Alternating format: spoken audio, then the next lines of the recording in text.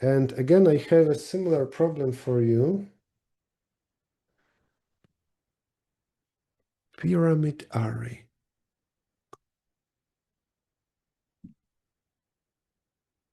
CSCS.fi pyramid array.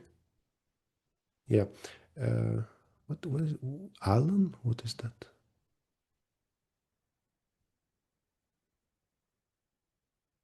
Strange. Okay, this is the link I wanted. So here you go. Again, please, if somebody can copy paste it into YouTube, the link. The links that I paste in the Zoom chat, I think it's good if they will be on YouTube as well. That's a similar problem if you want to look it up later. Did I also have another one?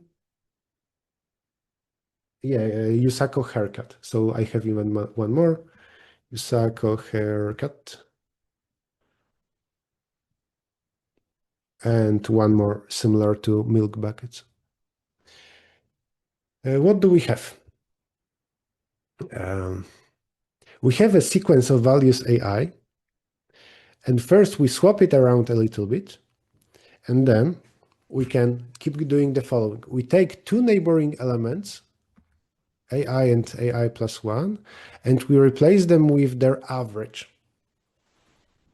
We need to minimize the number of swaps so that we could maximize the final number remaining.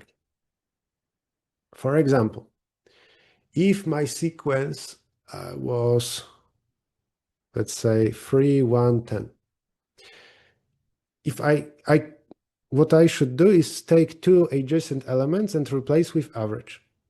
So what I can do is this. Take 1 and 3, replace with average. I will have then 2 and 10. I now take the two adjacent elements, 12. I do the average 6. So I'm left with 6. That's one possibility.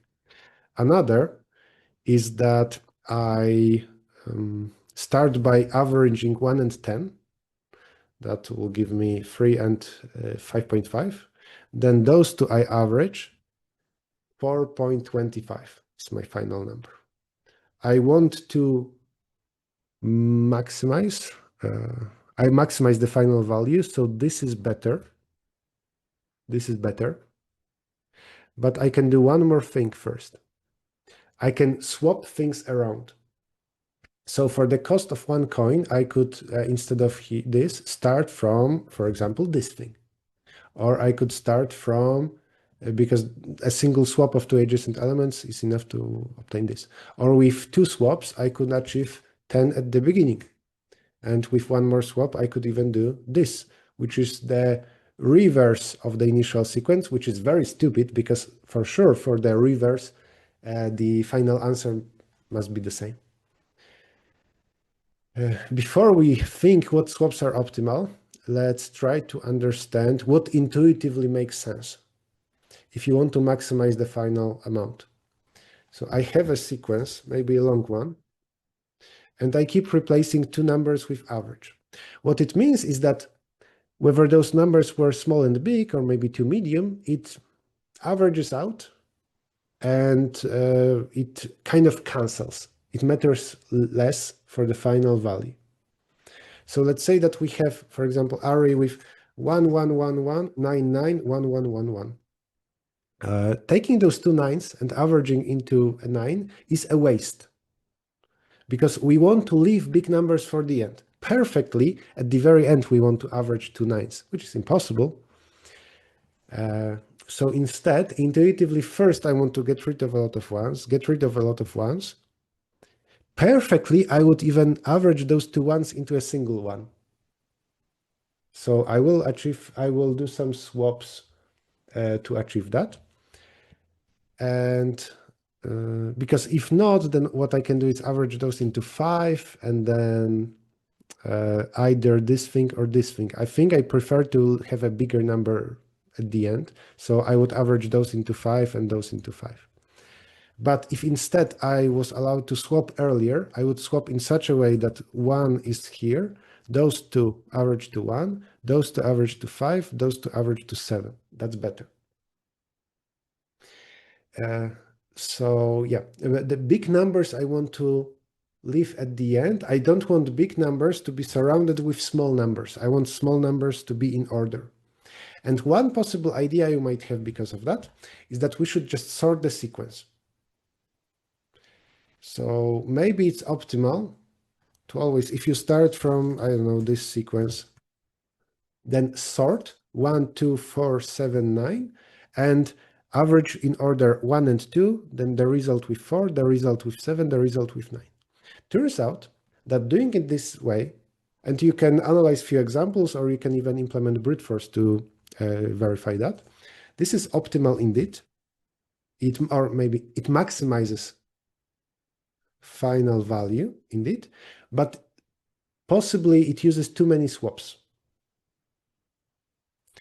It might use too many swaps because in particular, I can have in the input decreasing sequence. So from that, you might get a fix.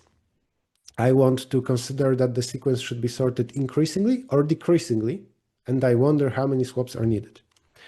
That's also not correct, and my first sequence actually is a counterexample. This turns out to be optimal sequence because in the first move, you want to average out 1 and 3, and whether it's in this order or it's in this order, it doesn't matter.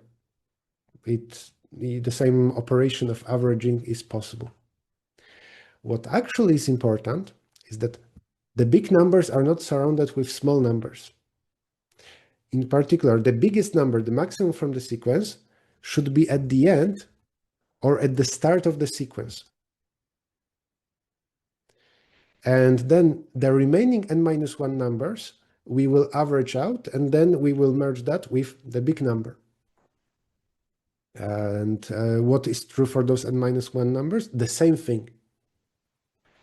So, in general, I want among all the numbers, their maximum to be at the start or at the end. This is the first maximum in the sequence. Then among remaining, the second maximum also needs to be at the start or at the end. Then for those, again, maximum at the start or at the end, and so on. For example, if we consider the numbers from 1 to 9, one possible optimal sequence after the swaps, is it 9? I think so, is maybe 9, 8, 7, 6, 5, 4, 3, 2, 1. This is optimal in terms of the final value you will get from averaging out elements. And the way to do it is 1 take with 2, you compute the average of 1.5, then you merge that with 3, you merge that with 4, with 5, with 6, and so on. It's a reverse pyramid. If you draw that, the index versus the value AI, you want it to be of this shape, bitonic shape, bitonic. Decreasing and then increasing, reverse pyramid. All right, but it's not obvious which part exactly should be in the decreasing part versus increasing part. In the input, we are given a sequence, and we want to swap things around. The task is certainly easier if it would be easier if numbers were distinct.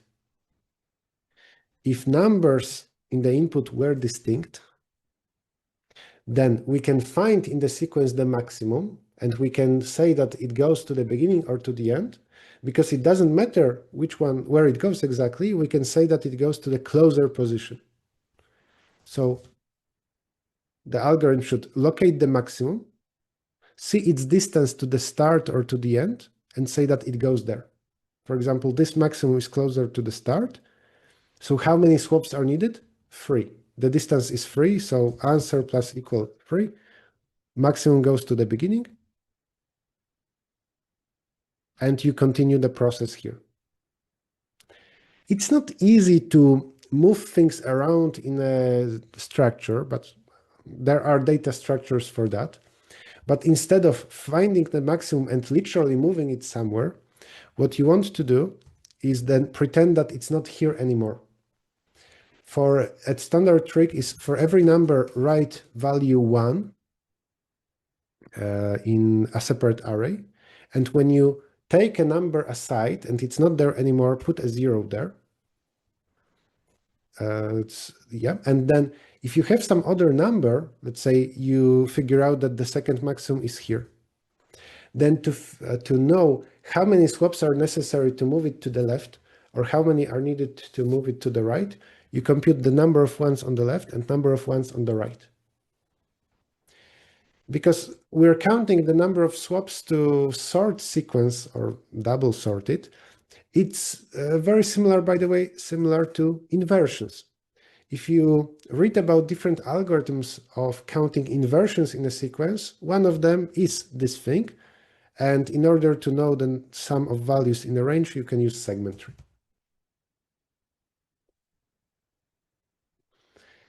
Okay, so summary of solution, if numbers were distinct, is that you take the input sequence, you find the maximum, or for example, you can sort numbers decreasingly, but keep information about the index for each of them. So you can sort pairs value comma index.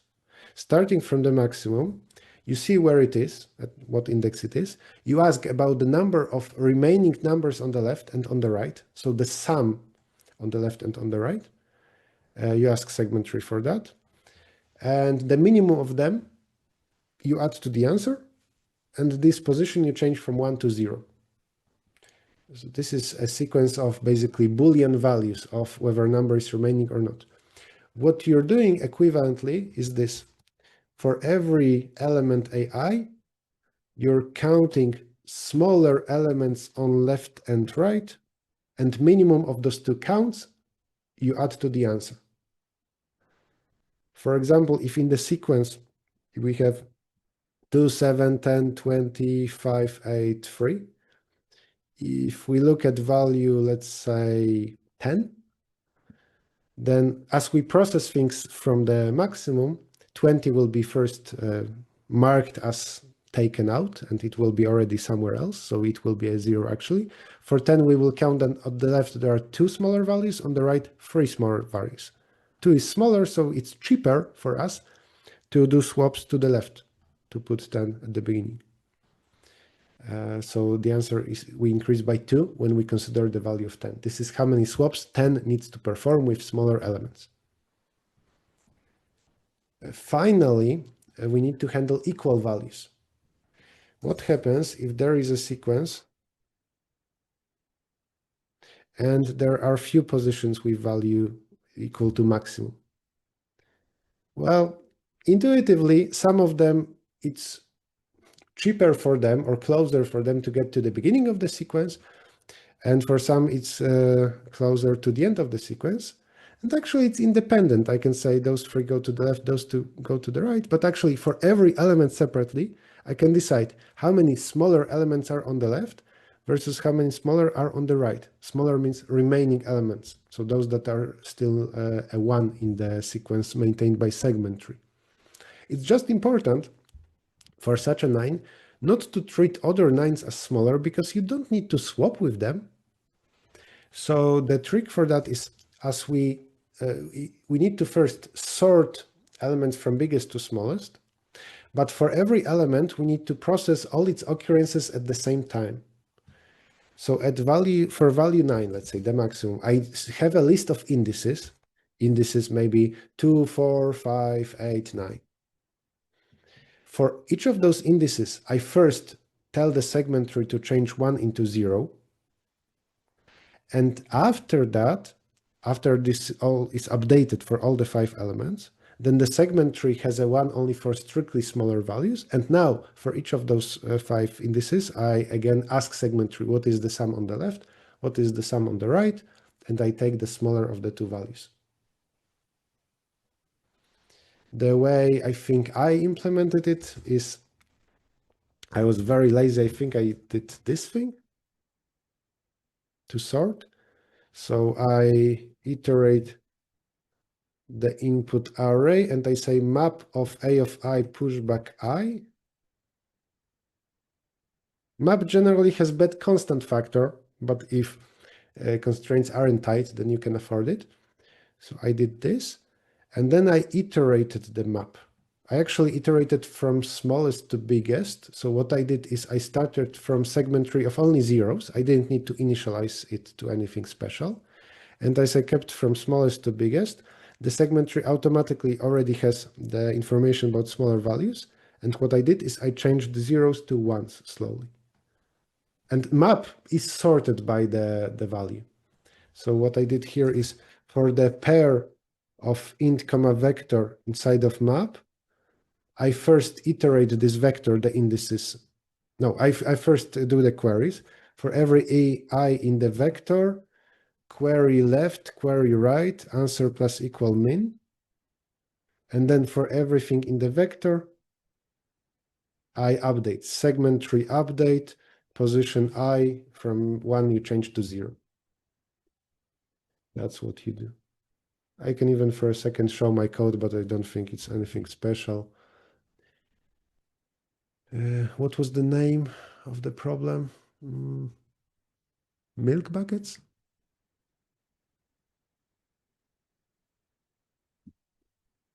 Yeah, that's my code. It's quite neat. So if you want, you can, take a screenshot or later rewind the YouTube video to it. This is after we create empty segment tree, and this is the actual code where for every pair of value comma the vector of indices, I iterate indices to ask for left and right sum. I increase the answer by minimum of the two, and then again I iterate indices, and each of them I update that segment tree. I do +1. I didn't even copy paste any segment tree code because the operations we need here are very basic. Yeah, so one part of training competitive programming is if you spend a lot of time to implement a solution or you struggled, it's very beneficial to look at codes of others, especially codes of people who solved it quickly. In Code Forces, for example, after the contest, if you struggled with a problem, look at the top of the leaderboard and open some codes and try to understand at least one of them that seems to be way shorter than yours. And yes, indeed, it's the same as CSES pyramid, as somebody is saying in the chat. And I already pasted in the chat the link to that. So once we figure out that this is optimal, it's the pyramid problem. Though in the pyramid problem, I think that we had distinct values. So here is some extra difficulty. Tell me if you have other questions.